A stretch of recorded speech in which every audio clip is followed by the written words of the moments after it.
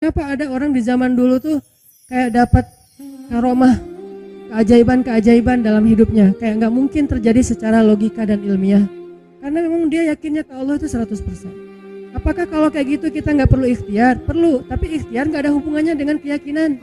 Ikhtiar itu hubungannya dengan kewajiban. Allah yang suruh ikhtiar, tapi yakin berhasil apa enggak, itu urusan yang kedua. Urusan hati antara kita dengan Allah Subhanahu wa taala. Nah, kita minum obat. Tentunya kita harus beli obat yang paling bagus, dokter yang paling recommended, yang spesialis. Oke, itu ikhtiar. Tapi kalau sampai hati kita terlibat dengan ikhtiar itu, meyakini bahwa kalau ini pasti sembuh, kalau ini kayaknya nggak ada harapan, soalnya dokter juga nggak ahli, berarti hati kita sudah terpaut dengan makhluk dan berarti sudah yakinnya kepada Allah. Saat itu kita tidak akan melihat keajaiban. Yang terjadi dalam hidup kita saat itu apa? Hal-hal yang ilmiah. Kenapa kita hanya ngalamin hal-hal yang ilmiah? Karena kita yakin kepada hal yang ilmiah. Kenapa ada orang yang ngalamin hal-hal yang sifatnya miracle? Karena dia yakinnya kepada mukjizat, yakinnya kepada aun atau pertolongan dari Allah Subhanahu wa taala. Jadi bukan kita tidak berikhtiar, ini bab amalul qulub, amal hati. Apakah hati kita yakin enggak sama Allah Subhanahu wa taala? Dan Umar mendengar cerita itu semakin yakin sama Allah. Makanya nanti muncul kasus di zaman Umar tuh luar biasa.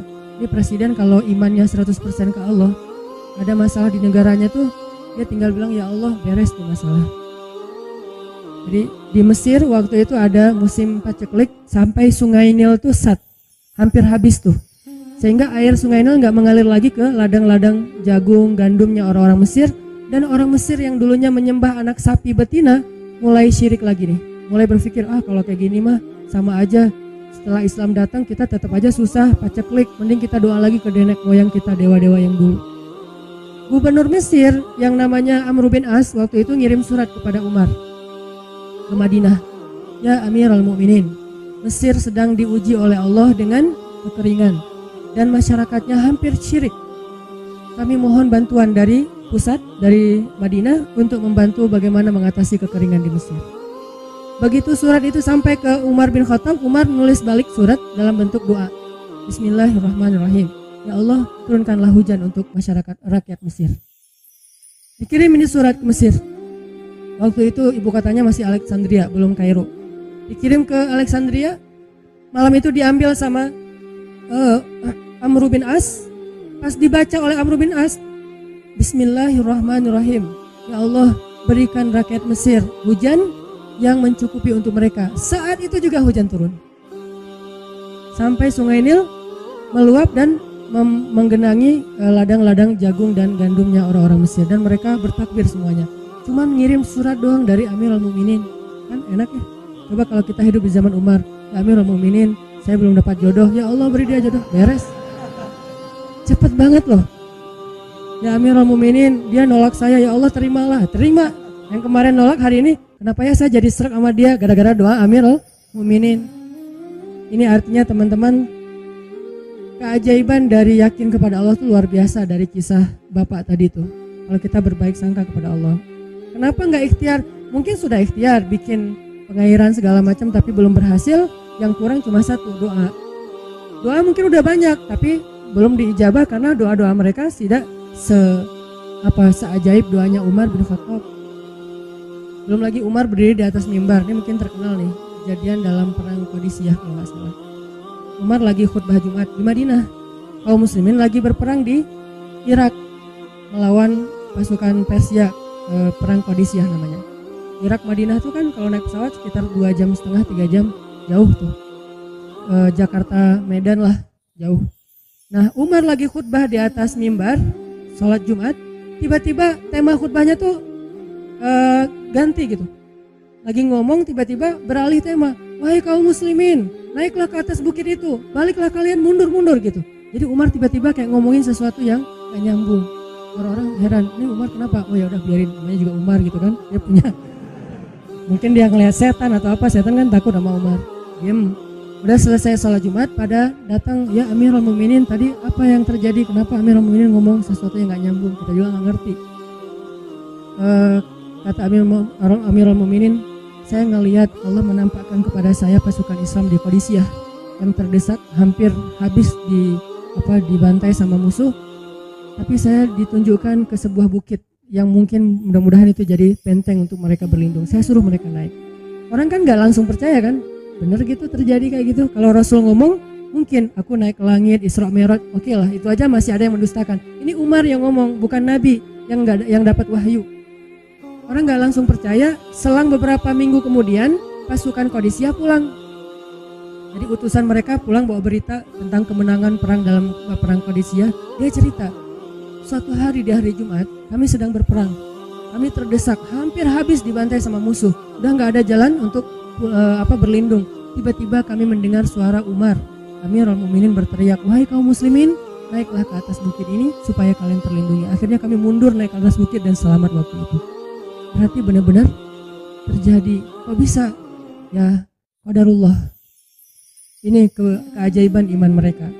Apakah kita bisa mendapatkan pengalaman-pengalaman kayak gini? Bisa, kalau keimanan kita dengan level yang sama. Kalau nggak selevel yang sama pun minimal kita nusaddid. Kalau kita tidak bisa sama persis, minimal kita berusaha untuk muqarib, berusaha untuk pengalaman kita nanti walaupun nggak sama persis, mirip-mirip dengan pengalaman mereka. Lagi-lagi bukan berarti tidak berikhtiar.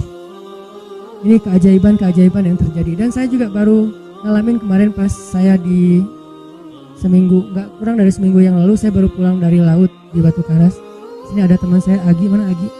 Nah ini Agi ya. Ini by the way model iklan.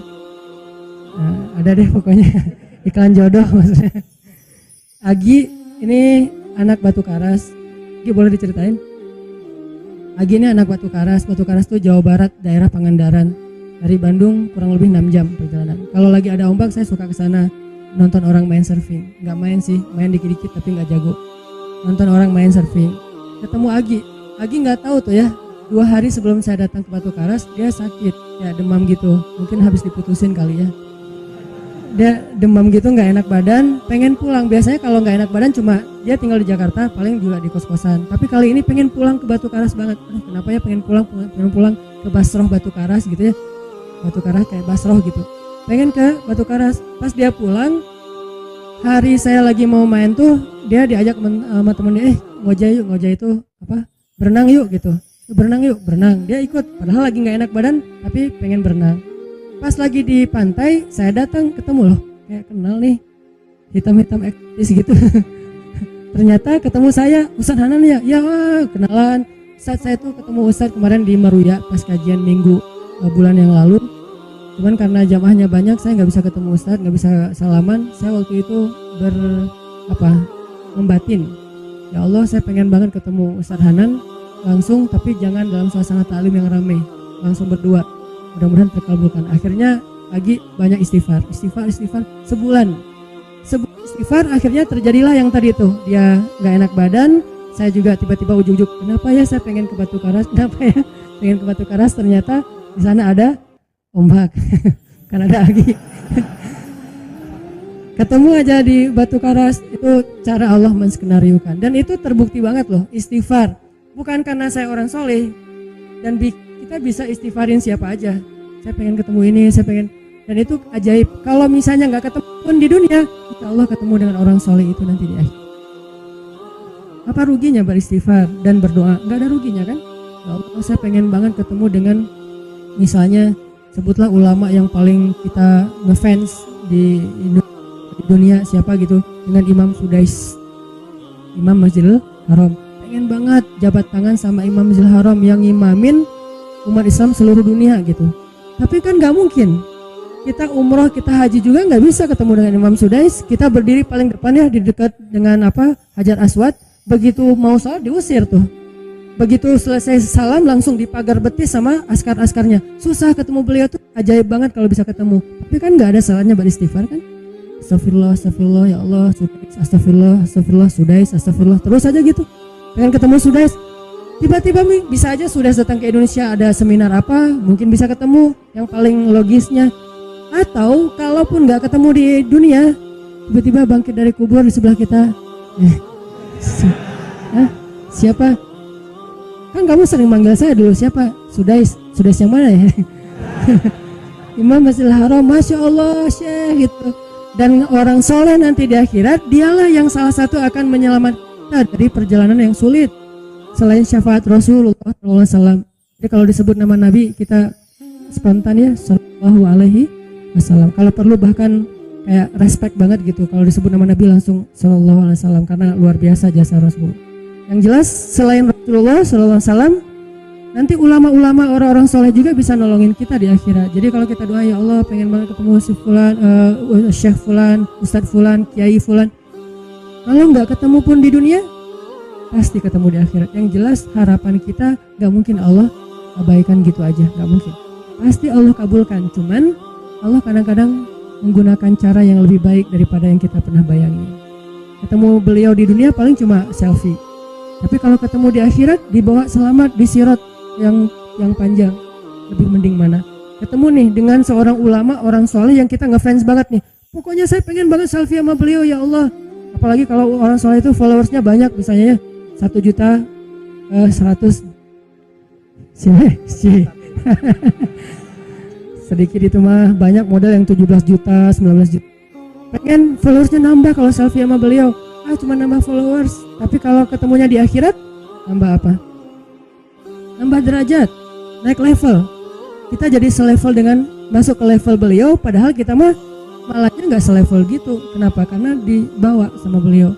Orang soleh itu kalau mau masuk surga, teman-teman nyari teman-teman yang mencintainya di dunia. Ya Allah, mana fulan, dia mencintai saya di dunia. Ya Allah, mana fulan, dia mencintai saya di dunia. Allah bilang, dia masih tuh di sidang, belum beres-beres, sudah sidang ke-30 misalnya. Kan sidang di dunia aja satu kasus berpuluh-puluh kali kan, gimana sidang akhirat lebih berat lagi tuh. Ya Allah, tolonglah dia, selamatkan dia karena saya mencintainya selama di dunia karena Engkau. Akhirnya orang-orang soleh pada balik lagi dari surga, balik lagi ke padang mahsyar. Demi ngapain? Demi menyelamatkan orang-orang yang mencintai mereka semasa di dunia. Datang ke padang mahsyar, cari ke bagian informasi. Tolong dong yang namanya ini gitu, panggilin. Perhatian, Hanan At-Taki dipanggil sama Syekh siapa gitu.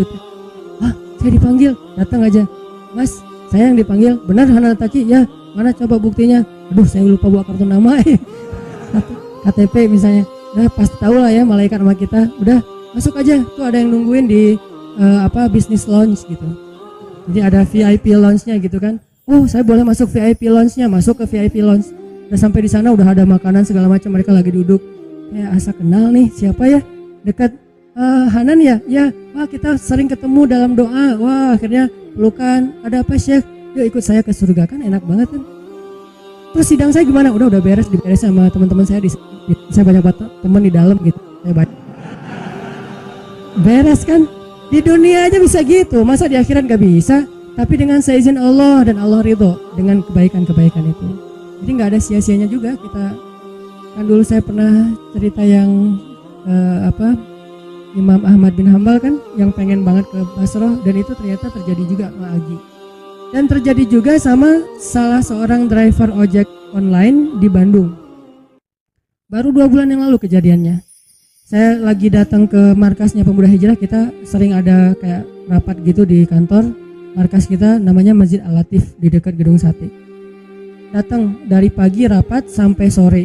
Dan saya pakai baju baju main biasa, bukan pakai baju taklim. Sebetulnya sama aja sih. Nah, waktu itu sholat zuhur di Masjid Al-Latif, saya ngimamin sama asar. Habis asar pulang, karena nggak nyetir sendiri, saya pakai online. Saya order nih, pakai ojek. Ada yang ngambil, drivernya ngambil, datang jemput, pulang. Kemana? Ke Cimahi, pulang. Di tengah jalan dia nanya, Mas sering sholat di Masjid Al-Latif itu ya? Saya bilang, ya lumayan. Saya bilang, ya itu masjid rame banget, anak-anak muda pada numplak di situ taklim. Siapa sih itu? Ada imam muda, bagus suaranya gitu. Ntar jangan GR dulu. Muzammil, oh ya Muzammil, ya bagus tuh. Tadi udah GR, ternyata salah. Oh Muzammil, benar-benar Muzammil tuh suaranya bagus banget ya, anak ITB kan? Ya anak ITB ya. Kalau Mas di situ sering ngimamin juga? Ya sesekali sih, saya bilang. Dia mulai curiga gitu. Suka ikut taklim juga di sana? Ya kadang-kadang, saya bilang. Kenal sama Muzammil? ya lumayan, padahal murid sendiri kan. Lumayan, saya bilang. Oh mas, kayak nggak asing nih. Mas tadi ngimamin sholat zuhur bukan? Ya, saya bilang. Mulai curiga kan dia. Mas namanya siapa sih mas? Hanan, saya bilang. Hanan yang mana nih? Ya.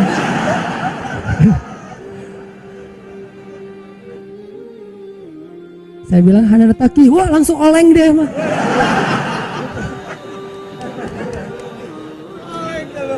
Oh, mas biasa aja mas biasa aja gitu. Ini benar Ustaz Hanan Taki, benar. Masya Allah, ya Allah, udah gitu kayak terharu gitu, heboh, semua orang pada ngelihat lampu merah lah gitu ya, pada ngelihat semuanya. Saya langsung pakai masker, gitu. Ustadz tahu nggak Ustadz, saya sebulan ini istighfar terus habis dengerin cerita Syekh Imam Ahmad bin Hambal yang ke Basrah, saya istighfar, ya Allah pengen banget ketemu Ustadz Hanan, tapi jangan ditaklim, berdua, jadi bisa curhat-curhatan gitu. Ternyata Allah bikin skenario, saya order ojek online, dia ngambil, jadi ngobrol di jalan sampai ke rumah, akhirnya bertamu nggak pulang-pulang. Wah ini luar biasa cara Allah. Dan wallahi teman-teman, dan itu terjadi. Jadi udah 2 kasus nih yang saya alamin ya. Satu lagi yang ojek online tadi, dan dua-duanya hajatnya sebulan Allah kabulkan. Jadi kalau ketemu saya aja sebulan gampang, masa ketemu jodoh bertahun-tahun gak dapat ya? Gimana nih? Istighfarnya gimana nih? Ini terutama buat cewek-cewek nih. Kalau cewek-cewek kan gak bisa nyari, masa cewek kayak kepo gitu kan gak mungkin. Pura-pura follow, nge-like, kok dia nge-like terus yang first like lah gitu. Gak mungkin kan? Cewek kan agak-agak jaim. Ya udah istighfar aja deh. Banyak-banyak istighfar. Tiba-tiba ada yang kesandung jatuh di depan cewek, HP-nya jatuh, dia pergi, HP-nya nomornya nggak penting sih ceritanya, pokoknya ada jalan dari Allah yang kita nggak ngerti nih, yang jelas bisa, kita tinggal yakin aja sama Allah, istighfar, Allah yang kasih jalan. Walladzina jahadu fina lanahdiyannahum subulana.